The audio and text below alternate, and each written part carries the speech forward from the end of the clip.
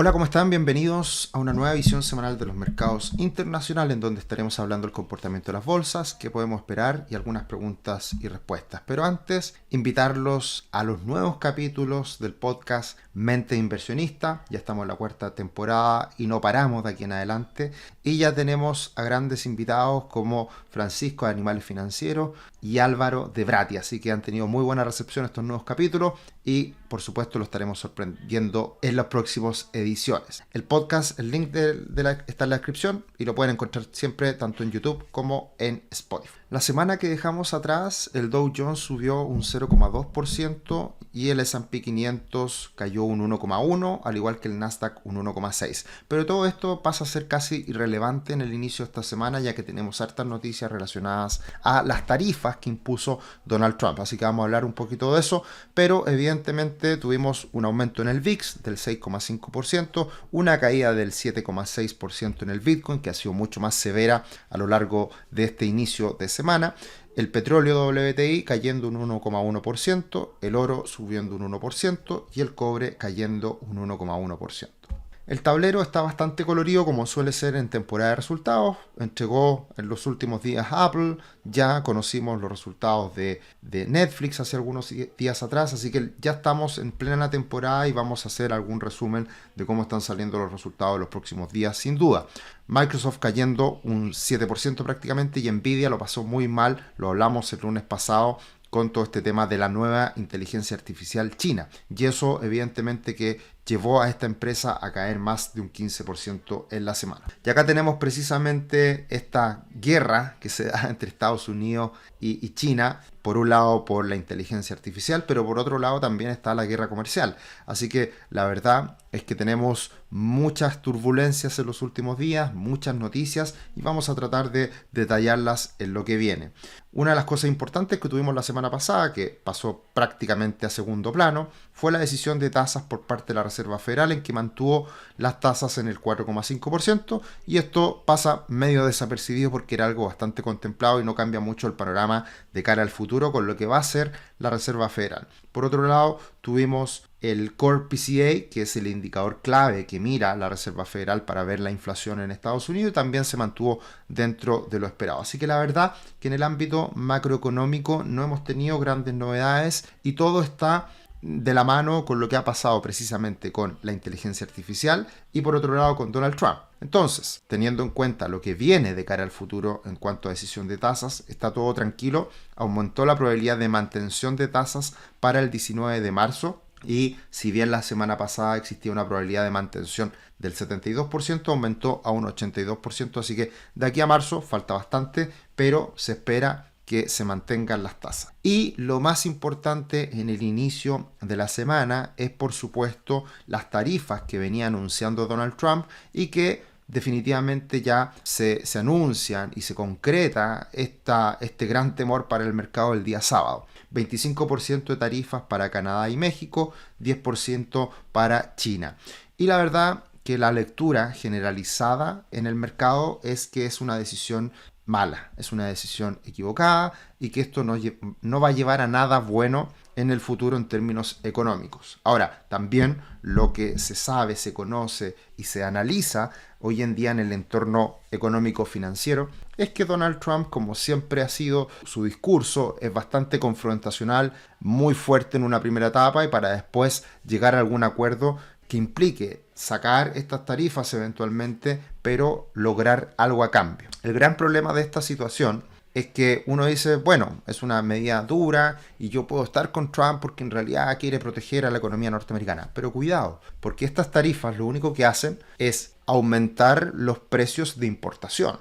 Y ese aumento de precios de importación, por ejemplo, para un vehículo, lo que genera es un desincentivo a comprar productos del extranjero, a aumentar la compra de productos nacionales y eso, claro, Estados Unidos puede darse el lujo de que tiene una producción importante en varios ámbitos, pero evidentemente que de todas formas le va a impactar en la producción de muchos bienes y servicios. Y eso lo que termina ocurriendo es que encarece los precios y por lo tanto por eso aumenta la inflación y por eso que también termina perjudicando al consumidor que se ve afectado por este aumento en los precios. Entonces, por ese motivo, no tiene mucho sentido. El mundo lo que está haciendo es, en las últimas décadas, es alejarse, salir de lo que viene siendo las tarifas, porque eso encarece los precios. Sin ir más lejos, es una decisión que ya está adoptando Javier Milei en Argentina, un país muy proteccionista que ahora con esta nueva presidencia, con este nuevo mandatario, lo que hace es sacar esas trabas y empezar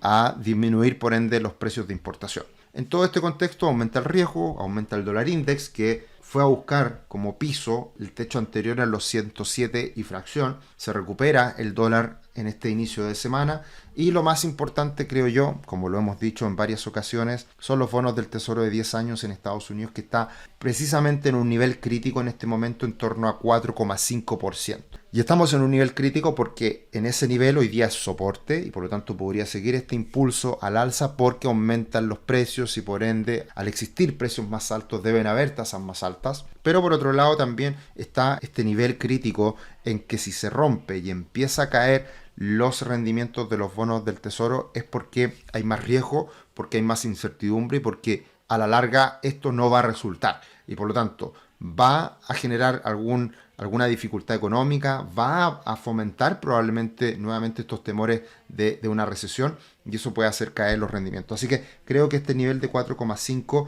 en los bonos del Tesoro de 10 años en Estados Unidos son un nivel crítico que hay que estar mirando de cerca para ver si es que cuál es el camino que se toma en definitiva con respecto a las tarifas. Y en cuanto al Standard & Poor's 500, venía ocupando el gráfico del índice que se cotiza, del índice propiamente tal, y ahora traje los futuros porque seguramente todas las semanas, en el inicio de semana, vamos a tener más de alguna novedad con Donald Trump en la presidencia de Estados Unidos y por lo tanto se generan movimientos previos a la apertura del mercado. Y acá tenemos que nuevamente se sitúa bajo los 6.000 puntos el S&P 500 y está en una zona lateral que si bien alcanzó máximo histórico hace poquitos días atrás, la verdad que está en un entorno bastante lateral sin grandes variaciones en los últimos meses ya. Así que todo relativamente tranquilo mientras no se rompa hacia abajo este canal alcista que está muy marcado y por arriba el espacio que tiene para ir a buscar máximo histórico en este canal también. Y algo que se ha observado en el mercado las últimas semanas es un aumento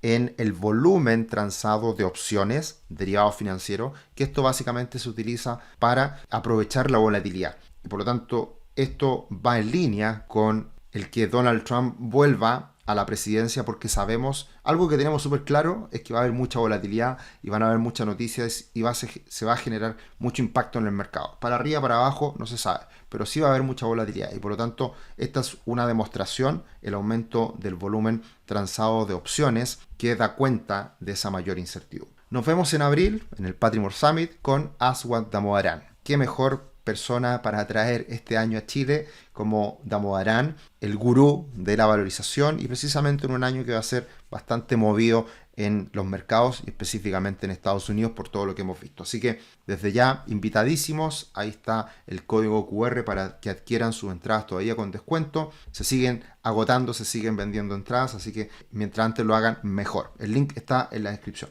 Y esta semana tenemos muchas noticias importantes. Partimos con el ICM manufacturero, siempre relevante de observar.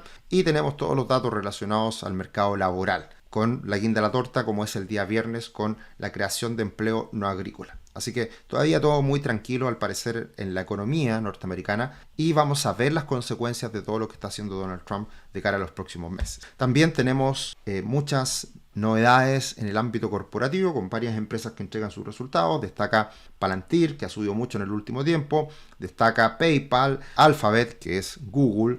Y también entregará esta semana Amazon, que es otro de los gigantes tecnológicos. Así que muchas noticias en el ámbito corporativo y tenemos muchas estadísticas también con el cierre de enero. Y hablábamos hace algunas semanas atrás que existía esta trifecta en donde teníamos que considerar el rally de Santa Claus, los primeros 5 días del año y el cierre de enero. ¿Y qué es lo que ocurrió finalmente? Rally de Santa Claus negativo, 5 primeros días del año levemente positivo y enero termina muy positivo. Tenemos solamente 4 datos históricos en donde se ha dado esta situación. Y en el promedio es algo bastante positivo. Hay que tener en cuenta que son muy pocos datos y por lo tanto no es tan representativo el promedio que se muestra acá y la mediana de los resultados que podrían darse en el año, porque el año 67 y el 80 fueron muy favorables y que ensucian de cierta manera la poca data que existe cuando se dan estos tres datos de esa forma. Ahora, como terminamos el mes de enero muy positivo, con un retorno sobre el 2%, ahí sí tenemos mucha más data y cuando generalmente enero es fuerte, el resto del año también es fuerte. Y ese promedio es bastante positivo, bastante superior al promedio histórico y por lo tanto esto podría anticipar que tendríamos un año favorable también el que comienza. Ahora, a pesar de toda esta estadística y todo esto que se puede ver favorable, hay que tener en cuenta que estamos en el primer año presidencial y el primer trimestre del primer año presidencial no es muy bueno. De hecho, ahí podemos ver cómo es prácticamente nulo el retorno que se observa en los primeros 3 meses del año. Y por otro lado, febrero suele ser el peor mes de este primer año post elecciones. Así que desde ese punto de vista estamos justo en este momento en donde se anuncian nuevas cosas, se instala el nuevo presidente y por lo tanto genera muchas turbulencias, que es precisamente lo que estamos comenzando a ver en este inicio del mes de febrero. Así que en términos generales y estadísticos puede ser un buen año nuevamente, pero en el corto plazo vamos a sufrir las consecuencias de estos cambios que implica un nuevo presidente en Estados Unidos. Y en cuanto a las preguntas y respuestas, no tenemos muchos comentarios. Ahí está Roberto diciéndonos muchas gracias a ti por comentar. Y como siempre los dejamos invitados a que comenten, a que nos hagan preguntas y por supuesto estaremos acá con más contenido, más videos hablando de lo que está pasando en Estados Unidos y el mundo, con todo lo que viene de cara al año 2025. Un abrazo, que tengan buena semana y escúchenos, véannos en el podcast Mente Inversionista. Que estén bien. Chao, chao.